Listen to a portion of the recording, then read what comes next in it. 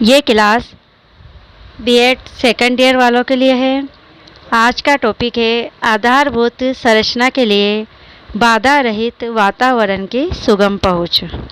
इस टॉपिक के बारे में बताने से पहले हमने पूर्व कक्षा में समावेशी शिक्षा की समस्याएं व समाधान के बारे में अध्ययन किया। इसके अंतर्गत समावेशी विद्यालयों के सर्जन में उत्पन्न समस्याओं या चुनौतियों एवं व्यवस्थाओं पर निम्न प्रकार से चर्चा की थी, जिसमें पहला बिंदु शून्य अस्वीकृति के बारे में जाना है। शून्य अस्वीकृति क्या है? क्यों शून्य अस्वीकृति के अंतर्गत समावेशी विद्यालयों में शून्य अस्वीकृति से तात्पर्य बालक बालिकाओं के प्रवेश करने की स्थितियों से होता है कि उनको प्रवेश मिलता है या नहीं मिलता है। ये परंपरा प्राचीन काल से वर्तमान समय तक विद्यालयी व्यवस्था में शिक्षकों, प्रधानाध्यापक तथा विद्यालय प्रबंध समिति द्वारा विकलांग बालकों, अपवंचित बालकों तथा पिछड़े बालकों को प्रवेश देने से अस्वीकृति का प्रदर्शन किया जाता है। इसके बारे में पूर्व कक्षा में विस्तार से अध्ययन कर चुके हैं तथा आज के टॉपिक पर चलते हैं। आज का टॉपिक है आधारभूत संरचना के लिए बाधा रहित वातावरण की सुगम पहुंच के बारे में अध्ययन करेंगे। अध्ययन करने से पहले आज के बारे में थोड़ी सी मैं आपको बता देती हूँ कि ये बाधा रहित वातावरण क्या है। हम जिस संसार में रहते हैं उसमें विभिन्न प्रकार के लोग निवास करते हैं। जो बच्चे अक्षम, अपवंचित या पिछड़े पैदा होते हैं उन्हें कई समस्याओं का सामना करना पड़ता है, जैसे कि शारीरिक रूप से, मानसिक रूप से। शारीरिक रूप में जैसे कि कोई बच्चा चल नहीं सकता है तो सामाजिक जो चल नहीं सकता है, जैसे कि वो चल नहीं सकता है या बैठ नहीं सकता, तो उसके लिए उचित व्हील चेयर की व्यवस्था होना। और जो बच्चा सीढ़ियाँ नहीं चढ़ सकता है या सीढ़ियाँ चढ़ने में परेशानी होती है तो उनके लिए सीढ़ियाँ चढ़ने के लिए रैंप की व्यवस्था, इन सब सुविधाओं का ध्यान रखा जाता है। इस प्रकार से और मानसिक रूप से जो बाधाएं हैं वो मानसिक रूप से भी पैदा होती है या बाधाएं आती है। रूढ़िवादी सोच या विचार, मानसिक रूप में रूढ़िवादी या जो सोच है या विचार है, जैसे कि समाज में ऐसे व्यक्ति जो अक्षम है, अपवंचित है या विकलांग बालक है, उनके लिए है ना, ऐसे व्यक्ति जो ये कह दिया जाता है कि यह बड़ा होकर क्या करेगा, या यह अक्षम है, इसे पढ़ लिख कर क्या करना है। इस प्रकार की पुरानी रूढ़िवादी सोच विचारों से उसके मानसिक स्तर को या मानसिक रूप में उसको ठेस पहुंचती है। इस तरह से जब विद्यालय का वातावरण बाधा रहित होगा तभी तो समावेशी विद्यालय का स्वरूप विकसित हो सकेगा।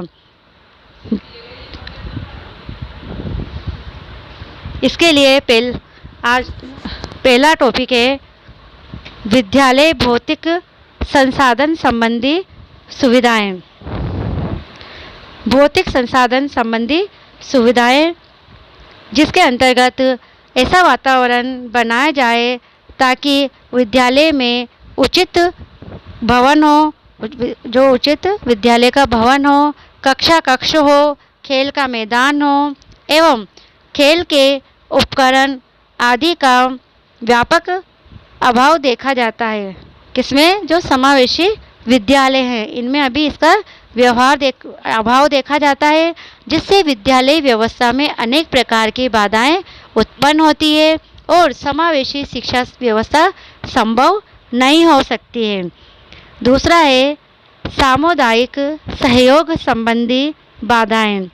समुदाय के सभी व्यक्तियों, जो जैसे कि सरकारी विद्यालयों की व्यवस्था का दायित्व किसका होता है? सरकार का होता है, जबकि वे ये भूल जाते हैं कि बालक बालिका जब विद्यालय में शिक्षा प्राप्त कर रहे हैं तो उनको सहयोग करके विद्यालय के वातावरण को श्रेष्ठ बनाना चाहिए, परंतु वह इस प्रकार का कोई सहयोग नहीं करते हैं, वरन स्कूल से सहयोग की अपेक्षा करते हैं और उन्हें कोई समुदाय समाज से कोई उनको सहयोग संबंधी कोई सहयोग नहीं मिलता है। तीसरा टॉपिक है अभिभावक सहयोग संबंधी बाधाएं। यदि किसी प्रकार का विद्यालय में समय से पहले विद्यालय में न भेजना, अभिभावक अपने बच्चों को समय से विद्यालय न भेजना, उनको गृह कार्य में लगाना तथा विद्यालयी गतिविधियों में उनको भाग लेने के लिए प्रोत्साहित न करना आदि कारण अभिभावक उनको सहयोग प्रदान नहीं कर पाते हैं। इसका प्रभाव विद्यालय के वातावरण पर भी पड़ता है। शिक्षकों का इन बालकों एवं अभिभावकों के प्रति नकारात्मक दृष्टिकोण विकसित होता है। वे बालक बालिकाओं की शिक्षण अधिगम प्रक्रिया में वो सहयोग नहीं करते हैं आदि है ना। चौथा है दृष्टिकोण संबंधी बाधाएं। इन सबका दृष्टिकोण जैसे अभी शिक्षक का, अभिभावक एवं समुदाय में जो समाज में रहते हैं उन समुदाय में जैसे विकलांग, अपवंचित, पिछड़े बालक बालिकाओं के प्रति नकारात्मक भाव रखा जाता है। उनके बारे में सकारात्मक सोच का अभाव होता है। इससे समावेशी विद्यालय के अनुरूप विद्यालय की जो विद्यालय में है वो उनके दृष्टिकोण की उनकी जो सकारात्मक सोच है उनमें वो अभाव होते हैं। उनके प्रति वो सकारात्मक नहीं सोच सकते हैं, उनका दृष्टिकोण नकारात्मक पाया जाता है। अगला टॉपिक है शिक्षक प्रशिक्षण का अभाव। पांचवा टॉपिक है शिक्षक प्रशिक्षण का अभाव। इसमें योग्य श्रेष्ठ टीचर जो स्पेशल बीएड किए हुए होते हैं वो ही इनको ट्रेनिंग दे सकते हैं। सभी टीचर इनको पढ़ाने में अक्षम होते हैं। विशेष टीचर की इसमें आवश्यकता होती है। जैसे इनको पूर्ण सामान्य बालकों वाली कक्षा में शिक्षण कराया जाता है। इनमें छात्राध्यापक भी सामान्य बालकों की कक्षा में शिक्षण अभ्यास करना चाहते हैं। समावेशी छात्र छात्राओं के लिए विद्यालय वातावरण की योग्यता प्राप्त नहीं हो पाती है। उन बाधाओं को दूर कर पाते हैं जो कि समावेशी शिक्षा में उत्पन्न होती है। अब है शिक्षण अधिगम सामग्री का अभाव। छठा है शिक्षण अधिगम सामग्री का भी अभाव होता है। जैसे कि विद्यालय व्यवस्था में शिक्षण अधिगम सामग्री का प्राय अभाव देखा जाता है। इसके कारण शिक्षक छात्रों के अधिगम स्तर को उच्च नहीं बना पाते हैं और न ही वे शिक्षण अधिगम प्रक्रिया में छात्रों की रुचि विकसित कर पाते हैं। इससे विद्यालय वातावरण में छात्र छात्राओं को अनेक प्रकार की बाधाओं का सामना करना पड़ता है तथा और विद्यालय का वातावरण भी अनेक बाधाओं में युक्त हो जाता है। आदि प्रकार से शिक्षण अधिगम सामग्री का अभाव समावेशी विद्यालय में पाया जाता है। अगला बिंदु है नवाचारों के ज्ञान का अभाव। इसमें नवाचारों के ज्ञान का भी अभाव होता है। शिक्षक एवं प्रधानाध्यापक को शैक्षिक नवाचारों का ज्ञान नहीं होता है। वे विद्यालय में इन बाधाओं से ग्रसित रहते हैं। जैसे कि उनमें क्रियात्मक अनुसंधान का ज्ञान न होने पर शिक्षक छात्रों की समस्याओं का समाधान नहीं कर पाता है, न उनकी समस्याओं को समझ पाता है। इस स्थिति में भी विद्यालय का वातावरण बाधाओं से मुक्त नहीं होता है तथा छात्रों का शैक्षिक विकास भी नहीं होगा। जब शिक्षक छात्रों की समस्याओं को दूर नहीं कर सकेंगे तो वो उनकी उलझन में फंसे रहते हैं और उनके शैक्षिक विकास में भी बाधा उत्पन्न होती है। इस प्रकार से अनेक बाधाएं आती है। समावेशी विद्यालय में अनेक प्रकार की इस प्रकार से अनेक बाधाएं उत्पन्न होती है जिनको दूर करके ही समावेशी विद्यालय का निर्माण किया जा सकता है। आगे टॉपिक है बाधा रहित वातावरण तैयार करने के उपाय। इसमें पहला है आवासीय विद्यालयों की व्यवस्था। इसमें सर्वप्रथम अगर बाधा रहित वातावरण के लिए आवासीय विद्यालयों की स्थापना हो, जिसमें विकलांग बालकों के लिए आवास की सुविधा सामान्य बालकों से पहले हो, जिससे विकलांग बालकों के सामने घर से विद्यालय तक आने की दूरी बहुत ही कम हो। तभी वो बच्चों को आने जाने में सुविधा उपलब्ध हो सकेगी। तो विद्यालय घर के आसपास ही हो, उनकी ज़्यादा दूरी न हो। दूसरा है नज़दीकी विद्यालयों की स्थापना। जो समावेशी विद्यालय हैं वो जो सर्व शिक्षा अभियान के अनुसार प्रत्येक 1 किलोमीटर पर प्राथमिक विद्यालय स्थापित किया गया है। इससे किसी भी छात्र को अपने घर से अधिक दूरी तय करके विद्यालय नहीं जाना पड़ता है, नज़दीकी विद्यालयों की स्थापना होती है। तीसरा है वाहनों की सुविधा। अपने घर से जाने आने के लिए उन्हें किसी भी प्रकार के वाहनों की आवश्यकता होती है, तो उनको जैसे कि उनको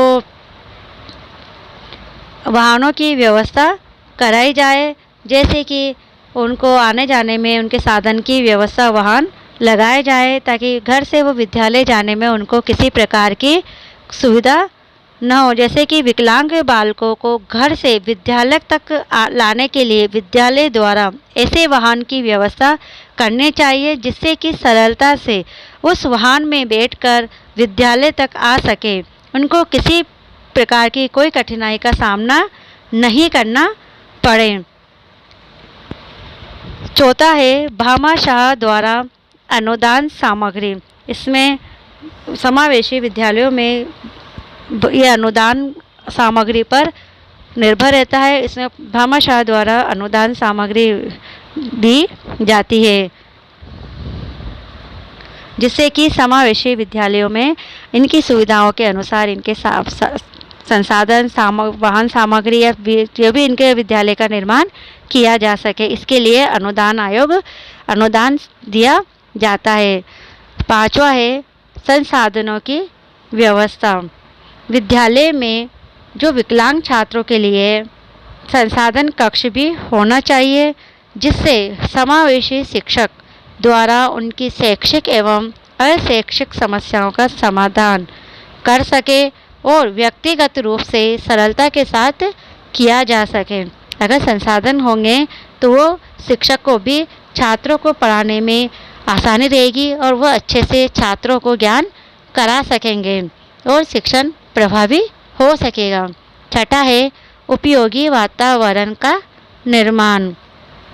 विद्यालय भवन में छात्रों के लिए उपयोगी वातावरण का निर्माण होना बहुत ही ज़रूरी है, क्योंकि विद्यालय भवन में छात्रों की विकलांगता को ध्यान में रखकर फर्नीचर की सुविधा होनी चाहिए, जिससे उस फर्नीचर पे वे व्यक्ति सरलता से चढ़ सके तथा उतर सके। इसके साथ साथ वे अपने लिखने पढ़ने का कार्य भी संपन्न कर सकें, ताकि उनको आसानी से, जैसे कि विद्यालय में दरवाजे पर तथा कक्षा कक्ष तक पहुंचने की सुविधा में रैंप का प्रयोग होना अनिवार्य है, जिससे व्हील चेयर वाले छात्र सरलता से विद्यालय में प्रवेश कर सके तथा कक्षा कक्ष तक उनकी पहुंच सुगम रूप में हो सके। और रेलिंग की व्यवस्था भी होनी चाहिए, जिससे अस्थि विकलांग छात्र उसका सहारा लेकर धीरे धीरे दूसरी मंजिल पर बने कक्षों में पहुंच सके या धरातल से कुछ ऊंचाई के कक्षों में प्रवेश कर सकें। वो एक कक्षा से दूसरी कक्षा में जाने के लिए सक्षम हो सकें। सातवां है पाठ्य सहगामी क्रियाओं का सफल आयोजन। विद्यालय में पाठ्यक्रम सहगामी क्रियाओं का संगठन एवं संचालन भी इसी प्रकार का होना चाहिए, जिससे कि विकलांग छात्र छात्राओं को इसमें भाग लेने में किसी प्रकार की कोई कठिनाई न हो। जिस प्रकार से जैसे कि निबंध लेखन प्रतियोगिता, संगीत प्रतियोगिता, गायन प्रतियोगिता एवं भाषण प्रतियोगिता आदि ऐसे पाठ्यक्रम सहगामी क्रियाओं का संचालन करें, जिसमें सभी प्रकार के छात्र उसमें भाग ले सकें, चाहे वो विकलांग हो या किसी भी प्रकार से अक्षम हो इन सभी सामान्यों या सभी प्रकार के बच्चों इसमें सभी प्रकार से ऐसे पाठ्यक्रम से आगामी क्रियाओं का निर्माण किया जाता है जिसमें सभी प्रकार के बच्चे भाग ले सकें। अर्थात इससे ये अंत में जैसे कि विद्यालय से घर तक का वातावरण विकलांगों के लिए बाधा रहित होगा तथा वे विद्यालय में उचित रूप से शिक्षा ग्रहण करने के लिए जा सकेंगे और जो बाधा रहित वातावरण है उसे आसानी से समावेशी विद्यालय को बाधा रहित वातावरण प्रदान कर सकेंगे ताकि अधिक से अधिक बच्चे शिक्षा ग्रहण कर सकेंगे और जो समावेशी विद्यालय का जो सृजन या निर्माण किया गया है उसका उद्देश्य भी पूरा होगा और सभी बच्चे जो ऐसे बच्चे हैं वो सभी सक्षम होंगे और शिक्षा से की मुख्य धारा से जुड़े रहेंगे और उनका आर्थिक शारीरिक रूप से सभी प्रकार से उनका विकास शैक्षिक विकास संभव हो सकेगा। धन्यवाद।